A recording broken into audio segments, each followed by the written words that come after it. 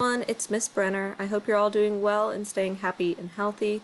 I just wanted to make sure that I went over a couple things really quick at the beginning of the week here.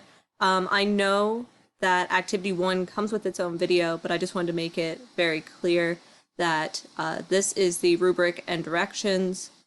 This is the example of the full directions in this PDF. This is the video that goes over the directions in the rubric. This is the video that goes over project examples. This is the MLA citation for your project. This is your proposal, which is due Wednesday at 8 a.m. So this is you telling me a rough idea as to what you want to do for your project. This is the discussion post where your rough draft will go. You need to go and read another student's rough draft of their project and give feedback, which is in the rubric. And then this is the Google Doc that you'll submit your final copy of your Midsummer Night's Dream project to me, which is going to be due the following Monday, which I believe is the 21st.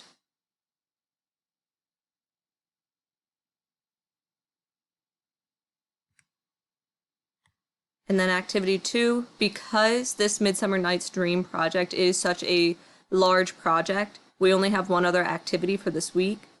We are working on the fairy handbag, so this is a short fantasy story and will most likely be the last of the fantasy unit that we will be doing.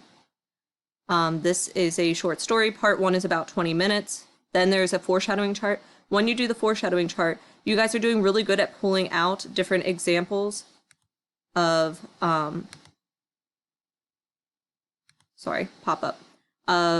foreshadowing from stories. The things that we are struggling with are answering the 2 questions at the end where I'm asking you to make a prediction and then asking you to analyze the story. So if you have any kind of problems with foreshadowing, please send me an email. I'd be happy to help you. Part 2 of the fairy handbag is also about 20 minutes. Here is the PDF copy of the fairy handbag, and then we have a discussion post where we're talking about theme and motif for the fairy handbag and Seasons of Glass and Iron from last week. Those are all the assignments for this week. I really want you to focus your energy on the project and put your best foot forward in creating a good creative piece. If you have any questions or concerns, please get in contact with me. Once again, the proposal is due Wednesday at 8 a.m. The rough draft is due Thursday at 8 a.m. So that way students have a chance to read your rough draft and give you feedback. And then your final copy is due Monday. I will talk to you guys later. Bye.